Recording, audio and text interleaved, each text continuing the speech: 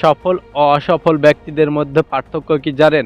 যারা সফল ব্যক্তি তারা তাদের কাজ সময়সূচি অনুযায়ী শেষ করে, অন্যদিকে বিফল ব্যক্তিরা তাদের জীবনের সকল কাজ আস্তে ধীরে সময় পার করে শেষ করে।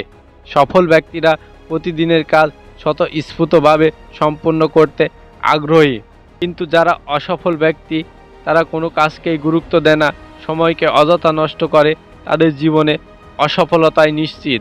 হার্ক্লেহের বলেছেন, আমাদের কিছু কৌশলগত পরিকল্পনা আছে, একে বলে কিছু করা। যারা সফল ব্যক্তি তারা নিজের ওপর সবসময় আত্মবিশ্বাস রাখে, আর যারা অসফল ব্যক্তি তাদের নিজেদের ওপর কোনো বিশ্বাসই থাকে না। জীবনের সফলতা অর্জন করতে গেলে নিজের ওপর অবশ্যই মন থেকে বিশ্বাস করতে হবে। আপনার জীবনের প্রতিটি ক্ষেত্রে যদি ব্যর্থতা থাকে তবুও নিজের ওপর বিশ্বাস রাখতে হবে। অনেক সময় আপনি চিন্তা করতে পারেন যে এই কাজটি হয়তো আমার দ্বারা হবে না।